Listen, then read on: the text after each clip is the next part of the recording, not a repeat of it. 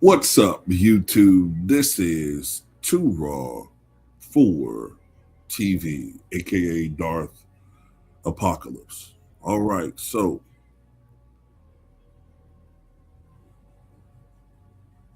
as we all know now, and it was all but official yesterday, Klay Thompson has signed with the Miami Heat after the Dallas Mavericks bought out his contract.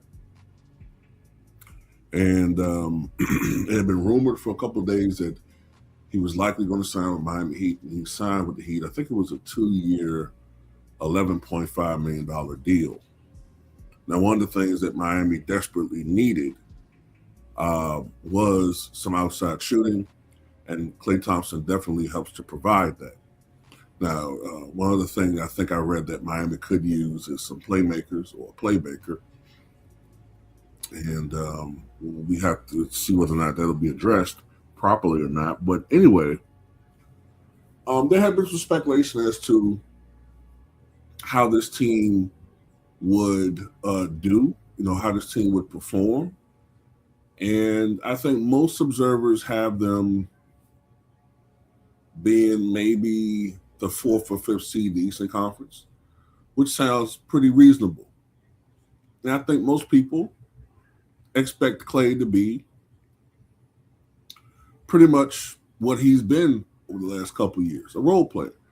The question is how valuable a role player, how productive a role player he would be. So Draymond Green kind of perplexes me here with his comments. So he was on his podcast, and he said that there are these people out there that are, quote, setting up Klay Thompson to fail because of unrealistic expectations. He stated pretty much that Klay should be compared to Ray Allen when he joined Miami at the very end of his career. Like, basically, that's the role that Klay is going to have with his team, and that you can't expect him to be 2017, 2018 Klay, that those days are done, right? And anyway, here he is right here. I don't like how everybody's trying to act like, oh man, it's Klay Thompson, like Klay to the Heat. Like this is Klay of 2018. And the reason I don't like it is because I feel like everybody's trying to set Klay up for failure. And so I'm going to say it right here, right now. Let's stop acting like 2017 is Klay is going to Miami. I wish sports media would speak to it more like when Ray Allen went to Miami. Like that's the role I'd expect of Klay. Don't try to set my brother up like you about to get the 2017 Klay, so the moment you don't, y'all can bash him. That's bullshit. He's going to year 16 of his career. We obviously know the injuries that he's faced. Yes, he is going to go provide shooting because he shoot the lights out the ball, and when he's 60, he'll be able to shoot the lights out the ball. But don't try to build it up like, oh man, look what happened, so that y'all can tear him down when he's not averaging 20 points a game. That's bullshit. That's what media does, and I don't like that. And so I'm going to say it right here. Let's look at him more like you looked at Ray Allen when Ray Allen was going to Miami. Oh, by the way, when sports media was still kind of a good thing, when you could appreciate Ray Allen going to Miami in the role that he was going to go play, when sports media wasn't trying to build someone up just to slice them down. So I just wanted to put that out there. And speaking of Ray,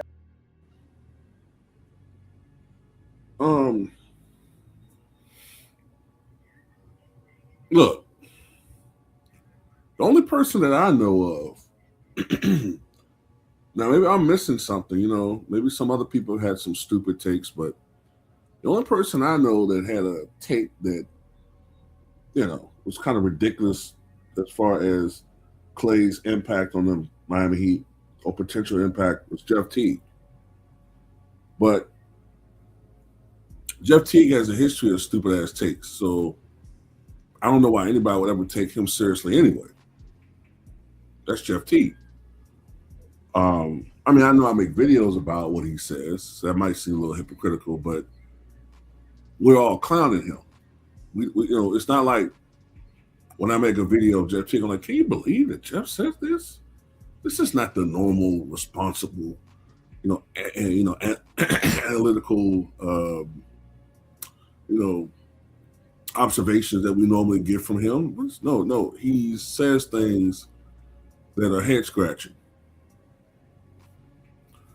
But other than him, most people I know are very reasonable when it comes to Klay. He's not the same guy.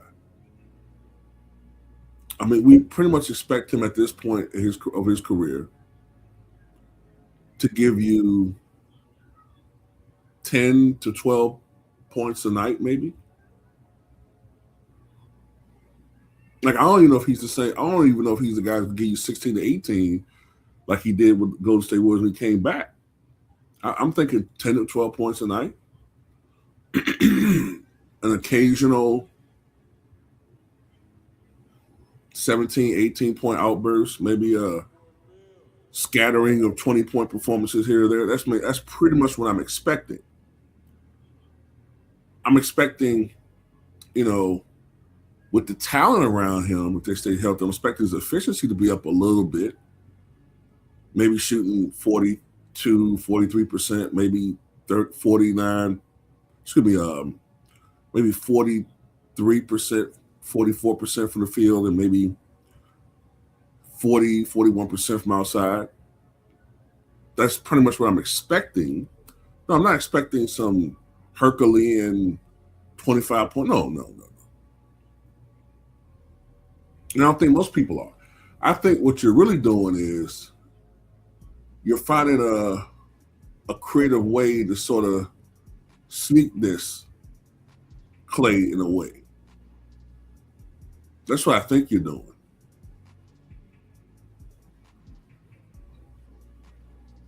I think you heard what Jeff Teague said, and either on clutch orders from your boo thing, you are tamping down, whatever it was that's been in the air as far as what Jeff Teague said and circulating on social media, and you make it like everybody's saying that. Or on your own volition, you're saying this because, whatever. I don't buy it. I don't think that this is coming from, hey man, y'all setting my boy up for failure. Because that means to me like you thinking that he is washed. I don't know. It seems like coming from a strange place for me for him to say that. Like if I had a friend of mine, let's say I had not friend. I think it's not the right term here. I think if I had a former teammate of mine that's on another team, I know he's been through a lot of injuries, and I know that he'll probably never be the same player.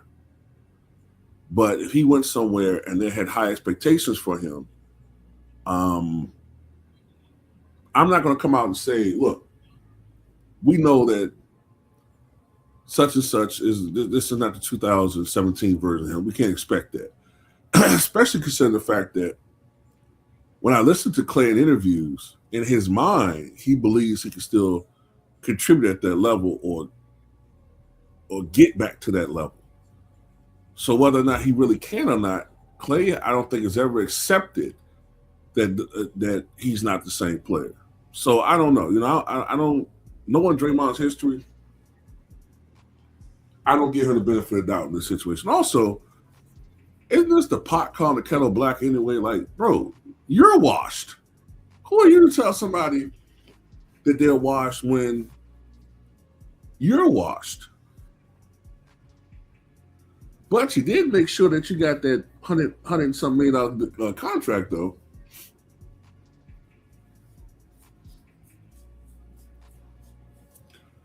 And you sure took offense to it when Charles Barkley essentially said that you're washed and the Warriors were washed. You took offense to that and brought up his Rockets years.